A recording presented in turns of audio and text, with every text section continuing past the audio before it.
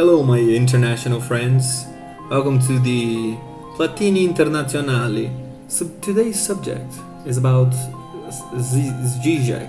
Slavoj Zizek is the right pronunciation, but most people, at least in Brazil, they call him ZIZEK. Well, anyway, Zizek has a genius tirade because as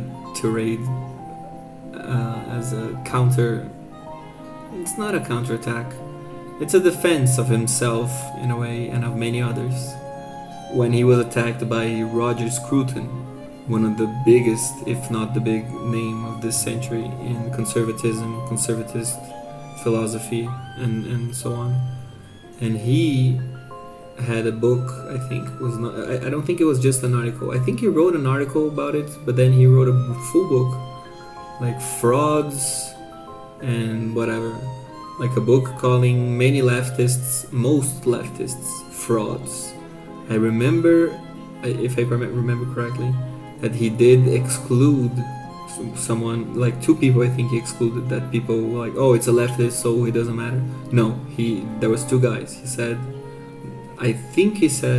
no wait, one guy I have for sure. I'm almost sure. He said Foucault. He is not. I think he wasn't really like morally okay with Foucault, but he said no, his research is good. And I can tell you the same. I've read research from Foucault and he has good research. Like he has some books which you may think, what the hell is he talking about, and it doesn't even matter. But he has some research, like for instance into the stories of the history of insane asylums. How did insane asylums came into being? And then he has an actual research about it, and it's very interesting. He has very he has a lot of good ideas about it, good insight. And so he's a good researcher and he has good insight. I think he was also a good teacher because some of his students made work in a different direction. There's done a lot. I think I don't remember if it was Deleuze or Foucault's disciple, but this Donzelot guy is like a first descendant of the generation after Foucault and Deleuze. It's not really after, but sort of after, because Deleuze was still alive. I think he's still alive. Maybe he died recently. I'm not sure. But these guys that this guy that inherited their tradition, Donzelot. You see his book and it's pretty anarchist. It's pretty a right-wing anarchist guy is gonna probably like the book. He really destroys the whole story. He tells the history and he makes evident how corrupt and horrible and terrible the process was. So the process of changing the powers over the children from father and mother into the hands of the state. But this was done with the help of women who thought they were getting the power, but it was they and the professionals. So this is something I wanted to remind everybody and tell everybody about Zizek, because listen to his reply. He was called a fraud, like he said. They told him, Roger Scruton and other right-wing people called him like that.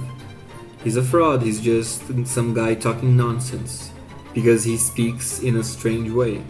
He speaks dialectically, and it's not the easier guy to understand. Sometimes in some books he's really hard to understand. He had something parallax. Really hard read. Really hard read. Even Sublime, what was the name? Sublime Subject of Ideology, which was the book that I think it made him famous. Sorry that I'm sleepy, so my English is deteriorating. I think his first book was the Sublime Subject of Ideology. But it's kind of a hard book, not that much, but the Parallax whatever book was really like, oh my god, sometimes I'm using all my IQ and it's clearly not enough. And sometimes you do have the feeling that he's just tripping, he's just going off the rails, and he would admit it too sometimes.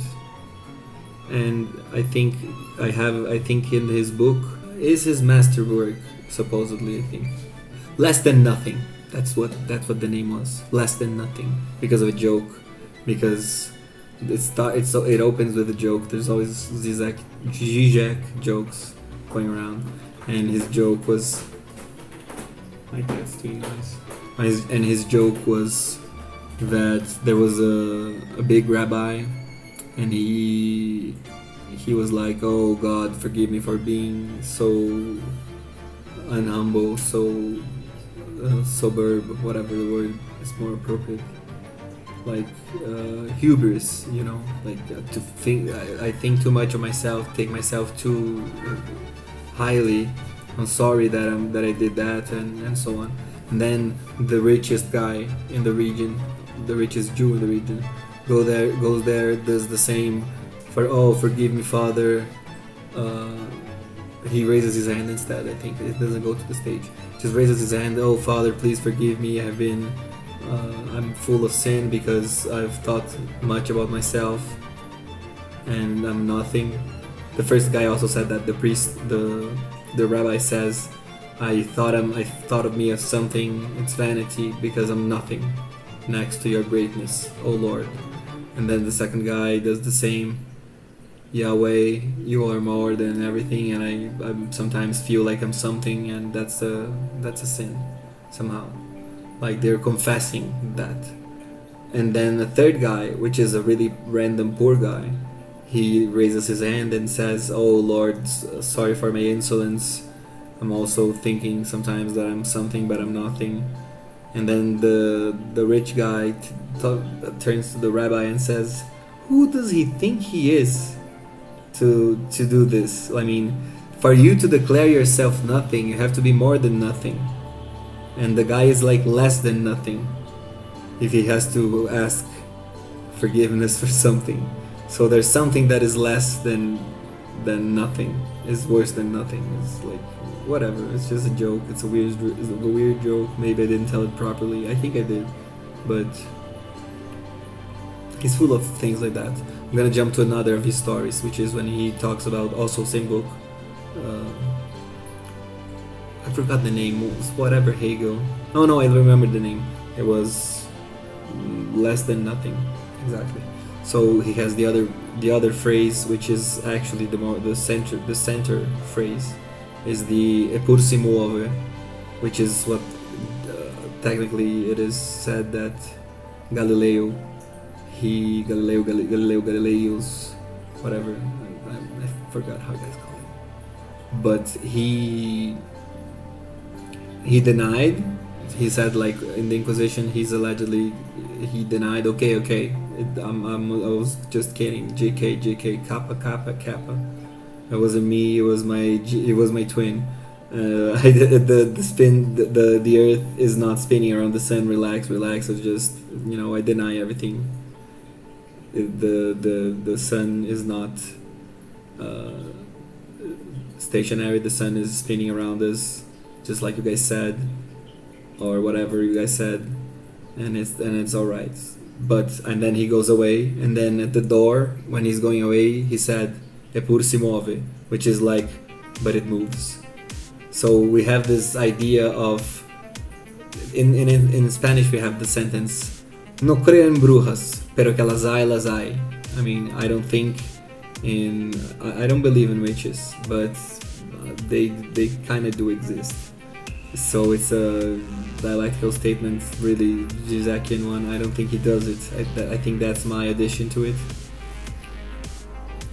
But the whole point of his thing is, yes, I'm nonsense, I'm garbage, I'm speculation. E pur si muove. So, but I talk a lot of trash. I make no sense sometimes. I know my problems, but I also know I have insight, and people know. People buy my books. Many people do respect my work. I don't think he wouldn't go that way. It's too oh, I have diplomas, I have fans, so that proves I'm good. No, he doesn't. He's usually saying everybody sucks and he doesn't want to autograph anything for anyone. And which I think it's fine. I mean, it's his personality.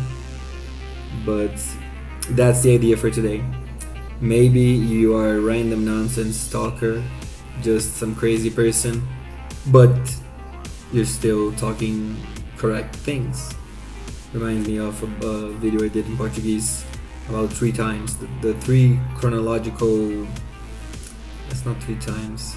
It's like 3 dimensional times. No, that sounds terrible. Like register. That's the proper word. We have 3 registers of speech which don't overlap. So you have the historical, the logical, and the psychological. Imagine there's a guy who has a theory that he's being stolen, and then he starts getting paranoid, like real paranoid, like he has to be treated by a psychiatrist, he has all the symptoms and so on, he's paranoid. Turns out he was right. He actually was being robbed. It was true. But that doesn't change the fact that he was paranoid. So someone could be saying to him, oh, you're only thinking this because you're paranoid. And he would have to say, yes, but I'm convinced I could still be right. It doesn't matter. Because the logical time, which is what determines theoretically what is true and what is not, and all that, that is immune from, like, well, maybe the guy is like a paranoid person, maybe he has his speculations which are right or not, but maybe he was actually being a victim of some conspiracy, like a little conspiracy. Doesn't have to be anything big, you know. So I think I spoke enough for today. Sorry for the days I was off. I'm preparing some material for Odyssey at the new platform, but I'm having problems. I sent an email to the help desk or whatever. I'm having problems monetizing my videos or unlocking, like verifying my channel as something which can earn money. I didn't really understand why they wouldn't let me, but my telephone wasn't valid, my whatever wasn't valid, and everything was invalid, and I couldn't do it. So I can't make. And I mean, my problem is not even that I'm not gonna make money. Is that it seems like if I can't receive any money, I can't post anything because I'm gonna run out of money real quick. So maybe I have to charge more for my movies or something, since I have so many viewers and spectators, that maybe the other guys, maybe there's a lot of people with a lot of points going around and I have to get those first points so I can start breathing, posting more, and maybe even if it doesn't work with the monetization thing, then I have a base of English speaking listeners. So this is my main objective here, is not profit, but is finding international audiences for my strange ideas. I'm compared to Sticks and Hammer, but it's probably more the glasses and the hair. Maybe we have some theories in common, but I